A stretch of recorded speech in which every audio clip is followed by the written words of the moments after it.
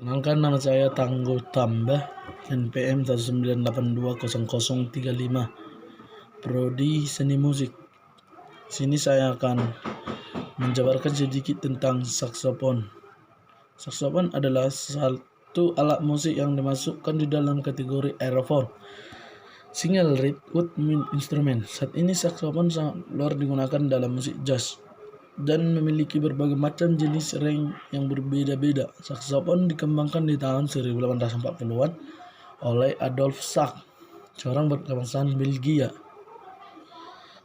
Ketika masih bekerja di toko alat ayahnya di Brussels, saksofon mulai mengembangkan sebuah alat yang memiliki proyeksi instrumen kuningan yang lebih lincah dari sebuah alat-alat musik tiup kayu lainnya. Prioritas lain adalah untuk menciptakan sebuah alat yang akan merentangkan oktav sebagai perkembangan dari alat musik klarinet. Sebelumnya karyanya pada alat musik saksofon membuat beberapa perbaikan pada instrumen bass klarinet dengan meningkatkan keyword akustik dan memperluas jangkauan nada-nada yang lebih rendah. Saksofon juga merupakan pembuat ofisial sebuah instrumen kuningan yang berbentuk kerucut besar dalam latar bass dengan tombol mirip dengan alat musik tiup kayu. Pengalamannya dan kedua instrumen tersebut memungkinkan dia untuk mengembangkan keterampilan dan teknologi yang dibutuhkan untuk membuat alat musik saksofon pertama. Setelah tercipta dalam beberapa ukuran pada awal tahun 1840-an, saksofon menerima sebuah hak paten saksofon. Paten tersebut mencakup 14 versi dari beberapa desain dasar, dibagi menjadi dua kategori di masing-masing 7 instrumen, dan mulai dari sopranio ke kontrabas. Dalam kelompok dipertimbangkan untuk bekerja orkestra, instrumen ditransposisikan di kedua F atau C. Sedangkan band kelompok termasuk instrumen bergantian antara S dan bass. Saksofon soprano adalah instrumen orkestra hanya untuk suara di pitch konser.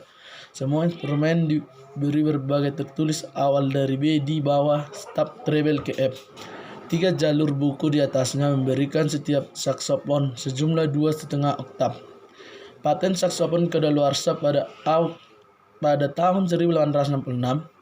Setidaknya banyak produsen alat melakukan peningkatan mereka sendiri dengan desain dan keyword. Modifikasi besar pertama oleh produsen Prancis yang diperpanjang bel sedikit dan menambahkan tombol tambahan untuk memperpanjang rentang bawah oleh 1 sem ke bass.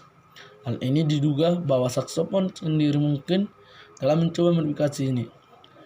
Ekstensi ini diadopsi ke dalam hampir semua desain modern. Penggunaan saksofon ini pertama kali muncul ke permukaan oleh sahabat dari Sax, yaitu Hector Berlioz pada tahun 1442. Penggunaannya di orkestra sangat jarang, hanya beberapa komposer klasik yang menggunakannya seperti Berlioz, Maurice Ravel, dan komposer Jerman Richard Wagner. Perkembangannya dari teknik dari saksofon ini dapat dibagi menjadi 2 fase, yaitu pada saat hak paten saksofon masih berlaku dan sesudahnya. Pada fase pertama, perubahan dan perkembangannya berjalan lambat dan mekanisme saksofon lebih sederhana, lebih mirip kepada klarinet. Namun setelah hak paten habis pada tahun 1866, muncul banyak pembuat saksofon yang akhirnya mengakibatkan perkembangannya yang lebih cepat secara teknis. Walaupun begitu, dalam 150 tahun perkembangannya, fondasi dasar saksofon tidak banyak berubah dari desain awalnya. Teknik bermain saksofon. Saksofon ditemukan kira-kira 160 tahun yang lalu oleh seorang ahli pembuat alat musik dan musisi berbakat berkebangsaan Belgia yang bernama Antonio Joseph atau Adolf Sax. Kemudian pada tanggal 20 Maret 1946, saksofon didaftarkan hak patennya untuk pertama kali. Teknik dasar bermain saksofon.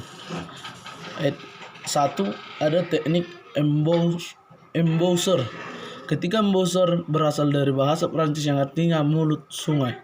Dalam teknik bermain saksofon, embouchure menggambarkan formasi antara bibir, gigi, rahang dan otot-otot di sekitar mulut ketika udara ditiupkan melalui mouthpiece. Secara alamiah, embouchure berakibat pada upaya untuk menghasilkan tone yang baik dan kemampuan untuk mengendalikan saksofon dengan baik.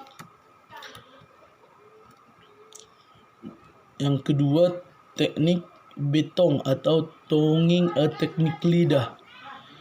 Teknik lidah merupakan salah satu teknik dasar yang juga penting dalam memainkan saksofon. Lidah digunakan untuk memberikan acak atau aksen ketika mulai mengeluarkan udara melalui mouthpiece. Yang ketiga yaitu breathing atau pernapasan. Memainkan instrumen saksofon adalah sama seperti melakukan olahraga. Kita harus sering berlatih agar kemampuan memainkan instrumen semakin baik sejalan dengan semakin baiknya kondisi tubuh kita. Latihan pernapasan harus menjadi bagian latihan rutin kita agar kemampuan untuk menguasai instrumen bertambah pula. Pada kenyataannya, latihan pernapasan yang rutin yang banyak membantu kehidupan kita. Beberapa manfaat penting latihan pernapasan bagi kehidupan manusia, dan antaranya itu bermanfaat bagi kesehatan manusia. Menurut aturan yoga, latihan mengambil nafas dalam-dalam merupakan salah satu bentuk meditasi yang lainnya. Selain itu, terdapat juga manfaat secara spiritual dalam ajaran Islam dikenal pengucapan istighfar ketika kita sedang emosi atau tersadar di khilaf. Demikianlah yang bisa saya jabarkan tentang saksofon. Sekian dan terima kasih.